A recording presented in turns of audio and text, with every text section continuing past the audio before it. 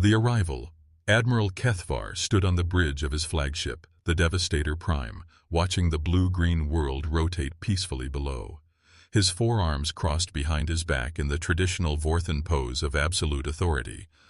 The massive viewing screen showed Earth in all its apparent vulnerability, a small marble hanging in the void, completely unaware of the doom that had just arrived.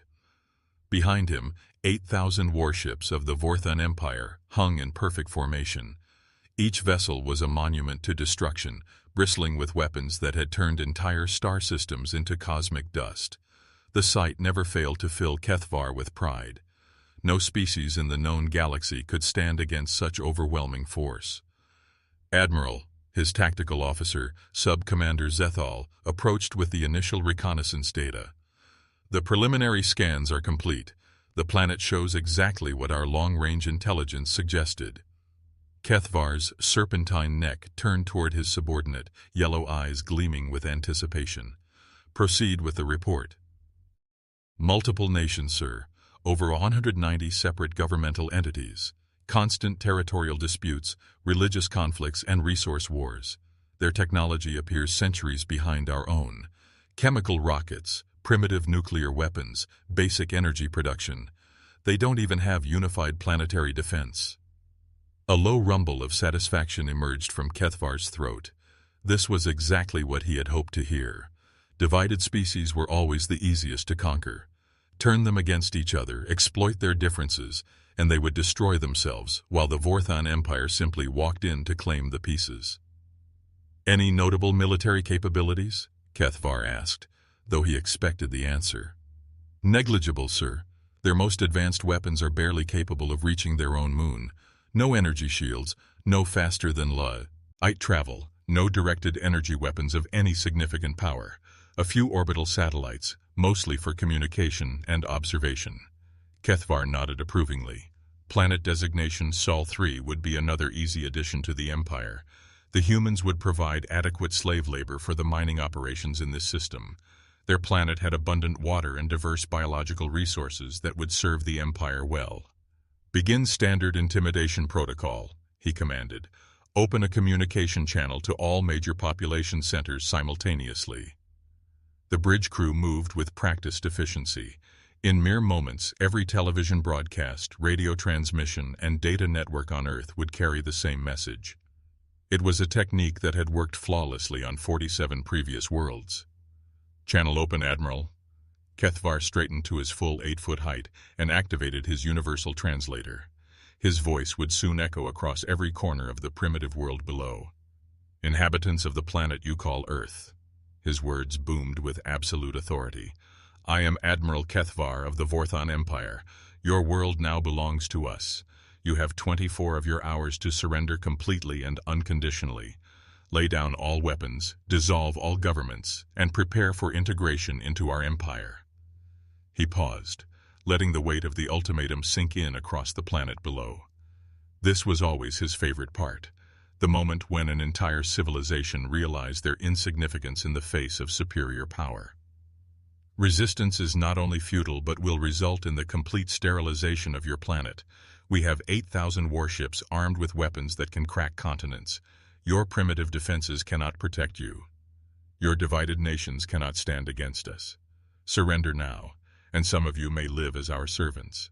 Resist, and you will all die. The transmission ended, and Kethvar settled back into his command chair with satisfaction. Now came the waiting period, during which the humans would undoubtedly panic, argue among themselves, and ultimately realize they had no choice but to submit. Estimated response time, Sub-Commander. Based on previous conquests of divided species, sir, I estimate 6 to 12 hours before their first surrender offers begin arriving. Full planetary capitulation should occur within 18 hours. Excellent. Maintain defensive positions and monitor all communications. I want to hear them beg. But as the hours passed, something unexpected began to happen. Instead of panicked surrender messages or desperate pleas for mercy, Earth remained strangely quiet. Communication networks across the planet had gone dark shortly after the ultimatum, not from damage or chaos, but from what appeared to be deliberate coordination. Sir, the communications officer reported with growing confusion. We're detecting some unusual activity. Define unusual. Massive data transfers between all major population centers, sir, but they're encrypted with methods we can't break. Also, there's increased activity at several locations we initially dismissed as research facilities. Kethvar frowned. This wasn't following the usual pattern.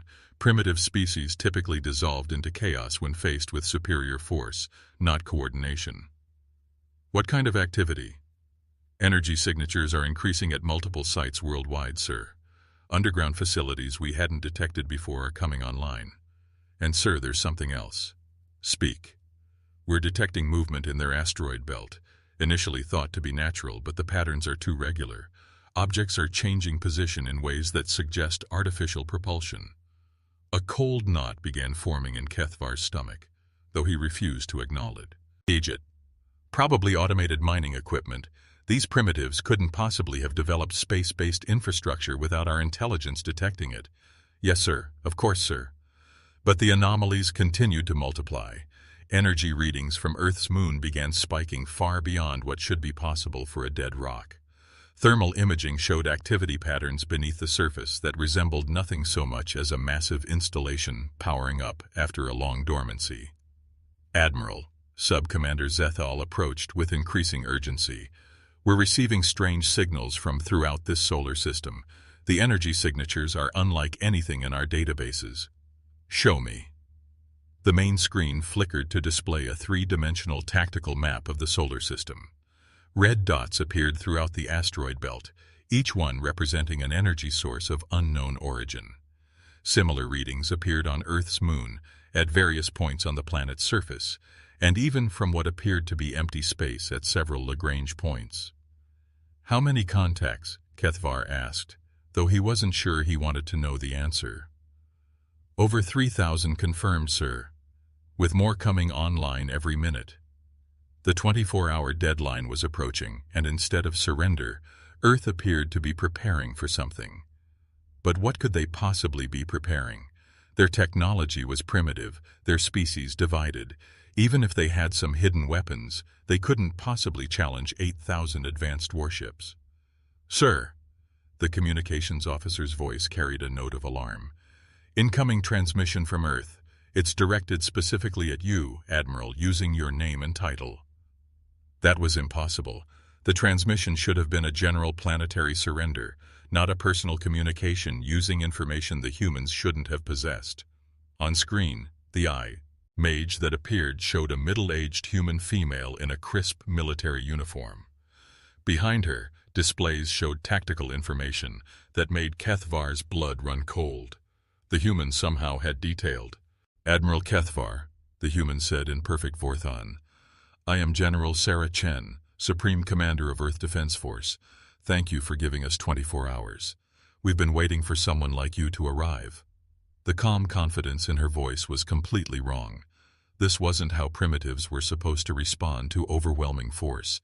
They were supposed to be terrified, desperate, broken. I think there's been a misunderstanding, General Chen continued. You seem to believe Earth is a divided, primitive world incapable of defending itself. That's exactly what we wanted you to believe. Kethvar's 4 hands gripped his command chair as a terrible realization began to dawn. Impossible, he whispered. For over 2 centuries, Admiral, humanity has been preparing for this day. Every war, every conflict, every apparent division you observed has been carefully orchestrated theater. We knew someone would come eventually. Species like yours always do. Bullies and predators who see weakness and mistake it for opportunity. The tactical displays behind the human showed real-time positions of Kethvar's fleet, with accuracy that suggested surveillance technology far beyond what should exist on a primitive world. You see, Admiral, we learned something important during our violent history. The best defense isn't showing strength, it's making your enemies believe you're weak while you prepare to show them exactly how wrong they are. The 14-minute war. As General Chen's words echoed across the bridge of the Devastator Prime, Admiral Kethvar felt his world shifting beneath him. The confident predator who had arrived 24 hours ago was rapidly transforming into something he had never been before. Prey. All ships, raise shields and prepare for... He began to order, but his command was cut short as the universe exploded around him. It began with Earth's moon. The ancient celestial body that had appeared dead and lifeless suddenly split open like a mechanical flower. Massive sections of the lunar surface retracted to reveal weapons platforms of impossible scale. Energy cannons the size of city blocks swiveled toward the Vorthon fleet with mechanical precision. "Sir," his tactical officer screamed, "the moon is artificial! It's a weapon!" The first salvo of lunar-based particle beams lanced out at near-light speed, striking the outer perimeter of Kethvar's formation. Vorthon shields, which had never failed against any known technology, simply vaporized. 200 ships died in the first 3 seconds. But that was only the beginning. Throughout the asteroid belt, objects that had been dismissed as space rocks suddenly revealed their true nature. Massive battle stations, each one disguised as a harmless asteroid, powered up weapon systems that defied every law of physics. Kethvar thought he understood. Gravitational lensing weapons began tearing holes in space-time itself, crushing entire squadrons of ships into quantum singularities. "Evasive maneuvers!" Kethvar roared. "All ships scatter formation!" But there was nowhere to run. The humans had turned their entire solar system into the ultimate fortress. Hidden weapons platforms at the Lagrange points opened fire with directed energy beams that seemed to bend space itself around Kethvar's fleeing ships. Vessels that tried to escape toward the outer system found themselves trapped in artificial gravity wells that appeared from nowhere. From Earth's surface, launch tubes that had been disguised as mountains began hurling projectiles at significant fractions of light speed.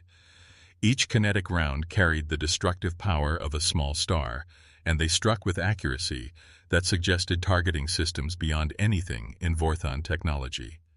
"How is this possible?" Kethvar demanded. Indeed, as he watched his mighty fleet being systematically dismantled. "Our intelligence showed chemical rockets." "Sir," his communications officer reported with naked terror in his voice, "incoming transmission from the human commander." General Chen's face appeared on screen again, and behind her, the tactical displays now showed the real-time destruction of the Vorthon fleet. Over 3,000 ships had been destroyed in less than 5 minutes.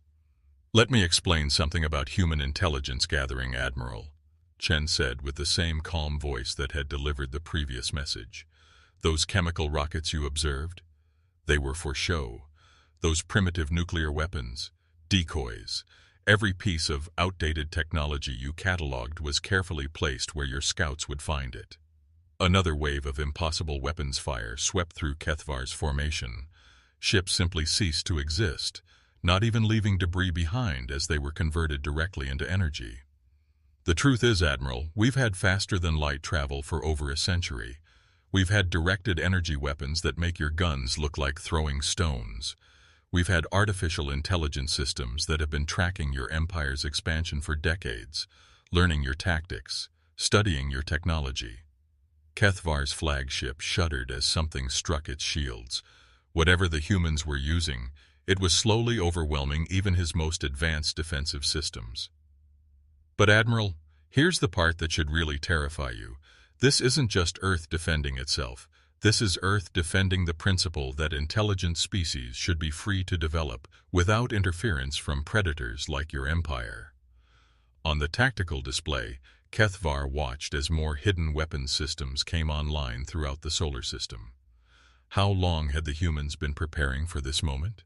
How many years had they spent converting their system into an impregnable fortress while maintaining the illusion of primitive vulnerability? "You want to know how we did it?" Chen continued as if reading his thoughts. "Simple. We took every ounce of resources that we used to waste fighting each other and redirected it toward preparing for this day.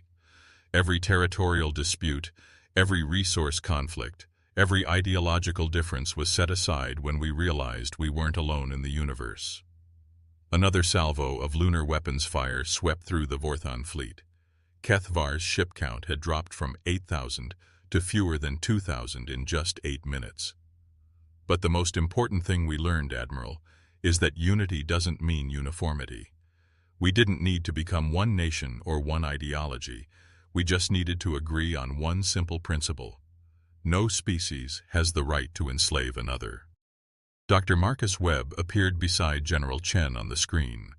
Kethvar recognized him from intelligence files as a theoretical physicist, but the casual way he stood suggested he was far more than just a scientist.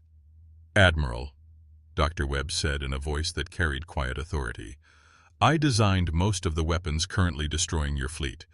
Would you like to know the most elegant part of our defense system?" Kethvar said nothing, but Webb continued anyway. "Every piece of technology we've deployed against you was developed using principles we discovered while studying the wreckage of previous invaders. Did you think your empire was the first to try conquering Earth?" The blood in Kethvar's veins turned to ice water. Previous invaders? The hegemony tried it 80 years ago. Dr. Webb continued conversationally as more Vorthan ships died around them. The consortium attempted it 60 years ago. The Syndicate made their attempt 40 years ago. Each time we learned something new about galactic technology. Each time we improved our defenses. Captain Torres, another human officer, stepped into view. "Admiral, I command Earth's Space Defense Network. I've been watching your tactical responses for the past 10 minutes, and I have to say, you're remarkably predictable. Your formations, your evasive patterns, your emergency protocols, they're all exactly what our simulations predicted."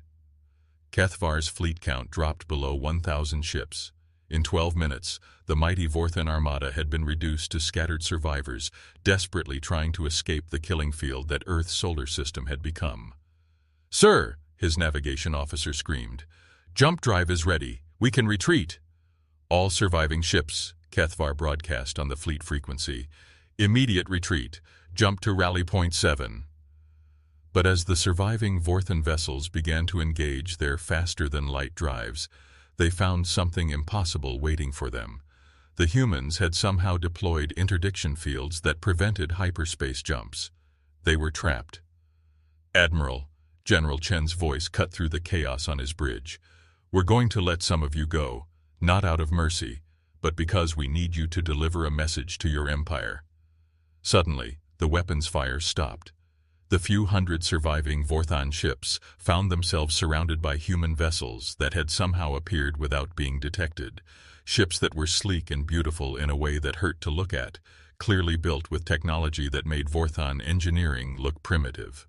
"The message is simple," Chen continued. "Earth is under the protection of humanity, and humanity is no longer hiding.